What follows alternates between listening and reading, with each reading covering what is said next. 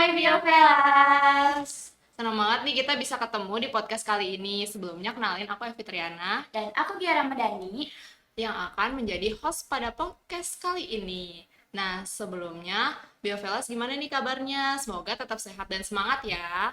Jujur ya Teh, aku tuh belakangan ini tuh lagi ngerasa orang-orang di sekitar aku tuh kayak selalu ngeluh kayak, aduh aku tuh capek. Tapi sebenarnya tuh kayak mungkin yang mereka rasain itu gak cuma capek fisik aja, tetap bisa aja capek secara mental dan emosional. Nah, benar banget nih Teh. Kadang aku tuh sering nangis sendiri, sering marah-marah sendiri, bad mood gitu kan. Nah, tapi itu kita bingung sama perasaan kita sendiri. Kita tuh kenapa sih gitu? Nah, maka dari itu, untuk podcast kedua kita kali ini, kita akan membawakan tema memahami emosi diri sendiri. Dan tentunya kita akan membawakan narasumber yang super inspiratif dan insightful banget nih. Mungkin dari Teteh boleh berkenalan dulu dan sedikit ceritain deh kesibukan Teteh itu belakangan ini apa? Oke, hai Biovelas. Kenalin, aku Diva Safira Artanti, biasa dipanggil Diva. Aku adalah seorang mahasiswi profesi psikolog Unpad semester 2. Jadi sekarang kesibukanku, aku sedang praktek LP3U di Pusat Konseling Unpad atau biasa disebut P2K2. Keren banget sih Teh. Iya, sebelumnya apa kabarnya nih Teh? Alhamdulillah, good. Keren banget ya Teh udah bisa hadir dan sharing di podcast kali ini. Sebelumnya, kan tadi aku udah mention ya Teh, kalau misalnya tuh aku sering ngerasa bad mood, capek gitu kan, nangis sendiri. Sebenarnya itu tuh kita kenapa sih Teh? Apa yang kita rasain sebenarnya kalau misalnya kita lagi bad mood, marah, ataupun kesel sendiri tuh? Sebenarnya tiap orang bisa jadi beda-beda ya. Mungkin yang kelihatan itu contohnya kayak bad mood tadi, terus mungkin kayak kecapean. Nah, tapi kalau kita refleksiin lagi, kita misal kita cari waktu nih sendiri, terus kita mikirin sebenarnya apa aja sih yang lagi aku pikirin selama ini atau mungkin yang lagi aku lakuin selama ini. Nah, misal contohnya kita nulis nih, eh, bisa dibilang kita pakai teknik journaling itu tadi. Nah, kita nulis, oh kesibukanku saat ini aku sedang misal banyak praktikum, baik praktikum atau mungkin aku ikut organisasi. Nah, di situ bisa dijabarin tuh kayak di sini aku tuh punya kewajiban seperti ini. Aku punya tuntutan seperti ini dan harapannya aku ingin menjadi seperti ini gitu. Nah, dari situ kita evaluasi juga kayak kira-kira apa sih yang udah aku lakuin, apa yang udah aku usahain. Nah, terus gimana dari hasil yang udah kita usahain itu, apakah itu udah mencapai ke tujuan kita atau belum? Nah, terus kita lihat kira-kira kita terlalu maksain nggak sih dalam mencapai itu gitu. Mungkin kita bisa ngeliat nih gimana pola tidur kita sekarang, gimana makan kita teratur nggak gitu. Nah, bisa jadi kecapean itu tadi karena masih belum bisa nih mengontrol si energinya itu atau mengontrol waktu kita dalam memanage kesibukan-kesibukan kita saat ini gitu. Nanti kalau misalnya selain journaling itu ada nggak sih Teh cara lain nih? Kan kalau misalnya Gen Z itu biasanya tuh males banget ya kayak gitu. Nulis. Kayak cara Nah, lain gitu loh selain itu. bisa juga kita ngobrol sama temen yang sekiranya kita tuh nyaman gitu untuk nyampein gitu. Nah, jadi kita cerita-cerita, aku tuh sekarang lagi kesibukanku ini loh gitu. Terus aku ngerasain ini gitu. Nah, kira-kira menurut kamu gimana ya gitu. Nah, bisa jadi nanti dari teman itu kita dapat feedback tuh kayak oh, kamu tuh lagi ngerasain ini ya. Nah, mungkin kamu misal mungkin karena pola tidur kamu sekarang udah nggak ini berkurang mungkin atau mungkin karena kamu makannya sembarangan. Nah, bisa juga kita dapat feedback atau mungkin dapat jawaban tuh dari kebingungan kita selama ini dari teman-teman gitu. Berarti banyak banget ya hal yang mempengaruhi hal tersebut, mungkin dari pola tidur, terus juga pola makan juga berarti yang ngaruh ya Teh. Nah, tadi tuh ngomong-ngomong soal bad mood nih Teh. Terkadang kalau misalnya kita lagi ngerasa bad mood atau kayak ngerasa capek, itu tuh kita tanpa sadar ngasih imbas yang negatif gitu ke orang sekitar. Nah, dari Teteh sendiri tuh ada ngasih cara supaya kita tuh bisa mengontrol hal tersebut supaya orang-orang sekitar tuh nggak ngerasa dapat imbas dari apa yang lagi kita rasain gitu. Berarti itu balik lagi ke gimana kita mengelola emosinya ya, gimana kita mengelola perasaan atau pikiran yang lagi dirasain.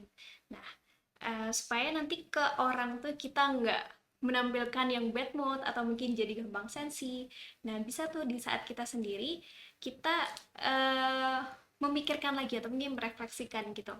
Apa sih yang sebenarnya bikin aku tuh kayak gini? Apa sih yang akhir-akhir ini tuh jadi beban pikiran aku gitu. Jadi kita uraikan tuh pikiran-pikiran gitu. Entah mau kalian coba dengan cara memikirkannya aja, jadi diuraikannya tuh ya udah sekedar di kepala, atau mungkin bisa juga ditulis. Nah, kalau kita bahas, oh tapi Gen Z sekarang malas nulis teh gitu. Nah, bisa juga kita nulis di HP gitu. Misal, aku tuh sekarang lagi mikirin ini gitu. Aku sekarang pinginku tuh ke sini gitu. Tapi yang udah aku lakuin ini gitu. Nah, jadi kuncinya itu ya sebenarnya kita refleksi dulu sih. Apa sih sebenarnya lagi aku lakuin? Apa tuntutan yang lagi aku hadepin gitu? Apa potensi yang udah aku milikin? Apa hal yang masih harus aku tingkatin gitu. Tapi kalau misalnya kita sendiri itu kan kayak takutnya orang lain kan kena imbas sama emosional kita. Nah, kalau menurut Teteh, kalau misalnya kita pendam sendiri itu sebenarnya baik atau enggak sih, Teh? Sebenarnya tergantung ya yang dipendem itu apakah semua hal itu dipendam atau mungkin hanya hal-hal tertentu yang dirasa aku bisa menyelesaikan ini sendiri gitu.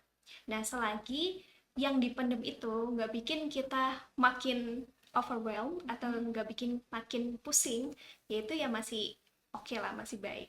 Tapi kalau misal semua hal yang kita apa ya, mungkin tekanan, pressure, hal-hal tuntutan itu, masalah-masalah kita pendam semua sendiri tanpa kita cerita ke orang atau tanpa kita minta bantuan ke orang lain gitu. Bahkan sesimpel kita cerita ke temen pun itu nantinya malah bisa ngaruh ke aspek-aspek lain. Contohnya tadi kayak moodnya gampang sensi, terus ke produktivitas kita juga gitu. Jadi mungkin pas mau nugas malah udah capek duluan karena terlalu banyak mikir gitu sih.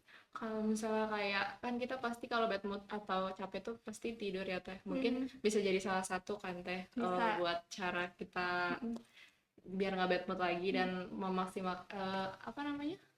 Biar emosional kita tuh stabil gitu kan. Nah, tapi kadang tuh tidur pun nggak cukup gitu, Teh. Apakah ada cara lain biar kita tuh tetap bisa menstabilkan emosional kita? Kayak misalnya kita lagi sama teman kita nih, tapi kita lagi bad mood gitu. Gimana sih, Teh, biar kita tuh nggak bad mood gitu sama teman kita, biar nggak merusak suasana kita lagi ngobrol gitu? Jawabannya yang pertama bisa dikaitin sama yang sebelumnya, yaitu gimana cara kita ngelola emosi tadi. Nah, kalau yang tadi aku udah sampaikan kan journaling. Nah, sebenarnya banyak hal lain gitu yang bisa kita coba. Kalau di psikologi itu namanya coping mechanism. Jadi gimana cara kita dalam menghadapin si suatu masalah itu gitu. Nah, tiap orang tuh punya preferensi yang beda-beda. Ada yang misal cara dia bisa lebih mood atau lebih semangat lagi dia olahraga. Nah, olahraga tuh kan juga macam-macam ya. Ada yang senangnya lari, ya udah ketika dia stres, ketika dia bad mood, dia sedih, patah hati atau apa, ya dia lari. Bisa juga nge-gym. Atau mungkin yang suka seni, bisa dia bikin apa art gitu. Jadi sebenarnya selain tidur, journaling, cerita ke temen, itu juga bisa hal-hal lain yang dirasa suka nih, aku suka ngelakuin ini. Dan nantinya kalau aku ngelakuin ini, oh moodku akan lebih baik. Nah itu juga bisa dilakuin. Jadi nggak nggak harus yang apa ya, yang ribet atau mungkin yang kelihatannya aduh aku harus ini harus itu, enggak, tapi kita cari hal sederhana apa yang bikin kita tuh bisa bangkit lagi gitu, kita bisa mood lagi. Nah, itu bisa dicoba. Oke, tadi kan kita udah bahas kayak bagaimana cara kita untuk bisa mengelola emosi kita sendiri gitu ya. Nah, kalau dari pengalaman Teteh nih, Teteh pernah nggak sih ada di fase sulit untuk mengontrol emosi Teteh dan mungkin cara Teteh keluar dari fase tersebut itu kayak gimana? Pernah sih pastinya. Mungkin mungkin saat dulu ya, saat aku masih menulis skripsi. Nah, itu kan kadang tuh kayak kerasa pressure banget kan kalau misal harus revisi ini, padahal kita udah bikin bab berapa sih, mungkin dari bab 1 aja deh, ini latar belakangnya ternyata masih kurang datanya. Nah itu kan kayak kesel kan, kadang kayak aku udah berusaha semaksimal mungkin aku tidur sampai jam segini, tapi hasilnya ternyata masih belum maksimal gitu. Ya udah, coba aku pasti sih aku journaling ya, karena mungkin aku kiblatnya journaling, aku suka journaling, jadi aku coba journaling di situ. Nah, setelah emosinya lepas, maksudnya aku bisa curahin tuh, oh yang aku rasain tuh pas kesel ini. Jadi kadang kan kita kesel tuh nggak tahu ya, kita tuh keselnya kenapa sih, marah kah, sedih kah. Nah, setelah aku curahin di kertas itu, oh jadi aku tuh ngerasain hal ini karena adanya hal yang belum aku capai itu tadi, kayak misal harus ngerevisi ulang padahal mungkin teman-teman yang lain udah ke bab 2 gitu misal. Nah, setelah itu aku lanjutin ke hobi. Nah, karena aku suka masak, ya aku lanjutin masak gitu. Nah, setelah itu aku jadi mood lagi. Aku jadi semangat lagi tuh buat ngelanjutin skripsi. Nah, kalau dari Teteh sendiri, aku tuh orangnya tuh suka banget memendam emosi gitu kan Teh. Mm-mm. Aku tuh nggak suka orang-orang tuh ngeliat aku kayak aku tuh bad Mm-mm. mood gitu-gitu. Tapi aku juga nggak bisa gitu cerita ke orang gitu. Gimana sih Teh caranya biar bisa ngungkapin gitu? Soalnya jujur aja ya, aku tuh ini nggak bisa mengungkapkan perasaan aku ke orang gitu. Kayak aku pengen ngungkapin, tapi kan aku berpikir juga kalau misalnya dia tuh banyak pikiran juga Teh gitu. Berarti kamu takut orang lain tuh nggak akan merespon dengan baik mungkin Iya ya, dengan betul. kamu Iya. curhat gitu. Nah, sebenarnya balik lagi ya, apa yang kita pikirkan itu kan belum tentu itu terjadi. Nah, coba sih kamu uraikan lagi si pikiran kamu itu. Misal pas kamu cerita ke orang situasinya, yang muncul di pikiran kamu saat itu kayak aku takut dia sibuk misal, Iya. aku takut dia sibuk, aku takut ganggu gitu ya. Nah, terus faktanya gimana sih? Maksudnya emang udah pernah dicoba? Emang pas kamu nyoba sebelumnya emang dia bilang kayak gitu? Nah, kalau misal faktanya ya aku belum nyoba gitu dan belum tentu respon dia juga seperti itu. Nah, ya udahlah kita coba. Kita ganti pikiran yang pada awalnya itu langsung muncul ketika mau nyoba sesuatu itu, kita ganti ke pikiran yang lebih adaptif mungkin bahasanya. Jadi, oke, aku akan nyoba untuk cerita, apapun nanti responnya, yang penting aku udah nyobain gitu. Setidaknya aku nggak mendem ini sendirian. Nah, kita coba tuh pelan-pelan. Nah, jadi si ketakutan-ketakutan itu tadi itu dilihat dulu faktanya ada nggak. Itu pernah terjadi nggak? Emang apa yang aku pikirin itu benar ya kayak gitu? Emang itu pasti terjadi? Nah, gitu. Bisa kita kesituin, arahin ke sana. Merespon dari yang Eti bilang tadi gitu tentang memendam emosi. Kadang kalau misalkan kita kayak terlalu mendam dan itu kan lama-lama bikin kita merasa capek ya, dan ujung-ujung tuh kita nangis sendiri gitu. Awalnya tuh nangisin cuma karena satu hal, tapi lama-lama jadi kayak nangisin semua hal gitu. Nah sebenarnya tuh kayak itu tuh kenapa bisa terjadi hal kayak gitu ya Teh?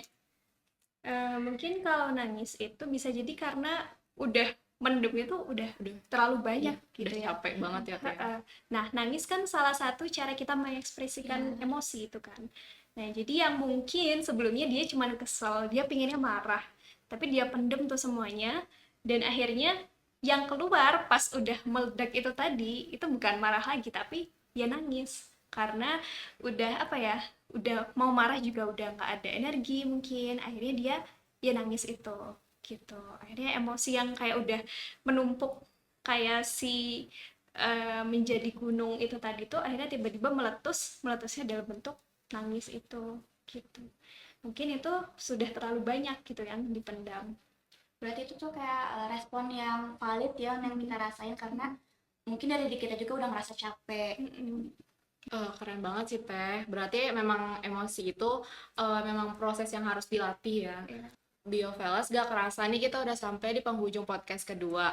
Hari ini kita belajar kalau semua emosi itu valid dan penting untuk dikenali. Karena saat ini kita mulai memahami emosi sendiri, kita juga memahami emosi diri kita juga. Dan kadang kita juga nggak harus selalu merasa baik-baik aja ya, dan sesekali untuk mengeluarkan ekspresi kita, emosi kita juga nggak apa-apa loh. Dan Bener juga banget.